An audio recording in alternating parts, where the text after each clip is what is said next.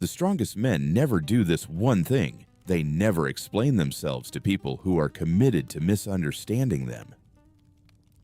Epictetus warned us over 2,000 years ago, don't explain your philosophy, embody it. Philosophy is not theory. It is what you do when the world pushes you to the edge. Let's get brutally honest. You live in a loud, chaotic society. Meet Mark. He is 34. He grinds 50 hours a week, carries the weight of the rat race, watches the silent tax of inflation eat his paycheck, and navigates a corporate culture that constantly labels his traditional masculinity as toxic. And what happens when someone disrespects you? Your instinct, conditioned by this society, is to play the nice guy. You try to explain, you try to justify. Listen to me closely. Every time you beg for understanding, you're handing over your peace. Today, I am giving you 5 tactical Stoic protocols to handle disrespect without losing your calm. Pay close attention, because in Rule 5, you will learn the ultimate psychological weapon the Stoics called Apatheia, the exact state that makes those who try to destabilize you completely lose their minds. Rule 1. Embrace the silent stare. Marcus Aurelius wrote that the best response to noise is never to make more noise. Let's apply this to a daily survival classic. People who disrespect you are hunting for a reaction. They want you to stammer, get flustered, and shrink. Picture this. You are in a corporate meeting in Chicago. An arrogant coworker who knows you need this job to pay your mortgage interrupts you and tries to throw you under the bus in front of the boss to establish dominance. Instead of getting visibly angry, you lean back in your chair and hold his gaze. Expressionless, just a fixed, unbreakable stare for 5 seconds. You say absolutely nothing. The power dynamic inverts instantly. He stumbles over his own words, gets uncomfortable, and looks away. Sometimes, a silent stare is the most powerful no you will ever pronounce. Rule 2. Silence as an offensive weapon. Attention is your most valuable currency. Think about a familiar scenario. You're at a networking mixer or grabbing drinks with friends. Someone drops a passive-aggressive joke at your expense, wrapping an insult in a smile. Normally, you would try to laugh out of politeness or fire back a defensive comment so you don't look weak. This time, you just look at them, raise an eyebrow, and let the words hang in the dead air of the table. By not participating, you force that person to swallow the echo of their own provocation. The silence becomes deafening, and suddenly, the instigator realizes exactly how ridiculous they look. This starves their ego because you deny them the exact reaction they needed to feel superior. Refuse to be anyone's emotional punching bag. Rule 3. The sovereign decision. How many times have you made a personal decision, like refusing a 30-year suburban mortgage to keep up with the Joneses, cutting off friendships that dragged you down, or ending a draining relationship, and someone demands to know why? They look for your weak spots. They judge you. And if you think standing firm here is difficult, wait until you hear Rule 5, where I will teach you to be a ghost in the face of chaos. Understand this. Your independence threatens their comfort zone. Your life is not a public service announcement. You do not owe anyone a PowerPoint presentation defending your path.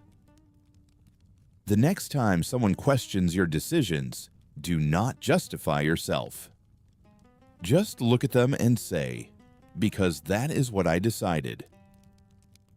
Men who own their own lives do not need external validation. Rule 4. Protect your emotional budget.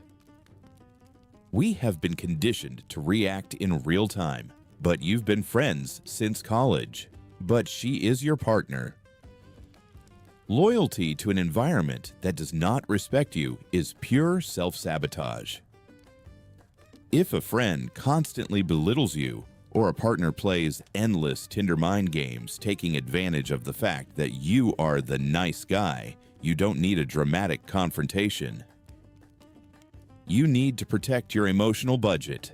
Never react in real time. You do not block them in a fit of rage. You do not make a speech. You simply withdraw your immediate availability. A delayed response is a titanium shield. People do not learn your value through your words. They learn it when they realize they no longer have on-demand access to your mind. Access to your energy is a privilege, not a right. If you have ever wasted your energy explaining your motives to the wrong person, leave a comment down below right now. My peace comes first. Let's see who is taking their power back today. Rule 5. The weapon of absolute indifference. When someone attacks you, they expect one of two things: submission or war. They want to see you bleed, or they want to see you fight.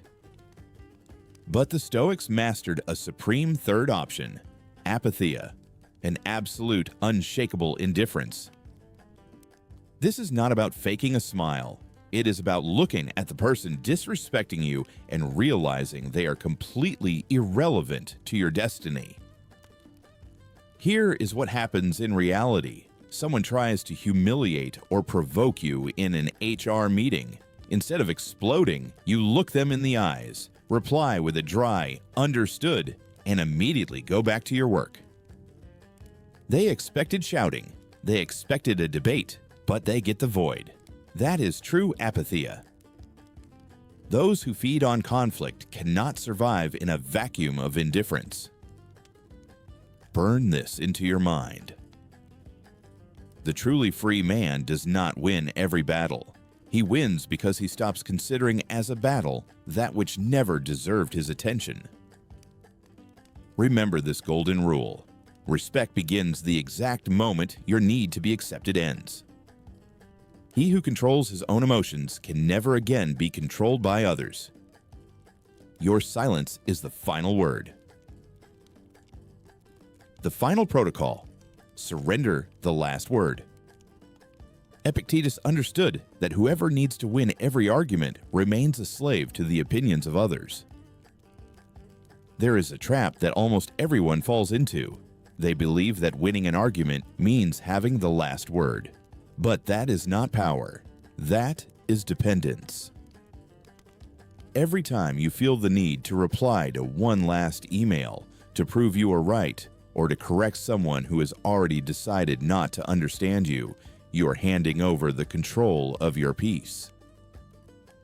Not every conversation deserves a conclusion. Some only deserve an end. Sometimes, the smartest answer is letting the other person believe they won. While they celebrate an imaginary victory, you preserve the only thing that truly matters: your clarity, your time, and your serenity. He who always needs to have the last word remains a prisoner of external opinions. He who can walk away in silence is already truly free. You now have the tools to handle disrespect with absolute self-mastery. But this is only the first step. The next battle is not against disrespect, it is against your own mind. If mastering silence changed the way you see respect, the video on your screen right now will show you the exact Stoic habit that makes those who try to play with your mind lose all power over you forever. Master silence today. Tomorrow, master yourself. I will see you there.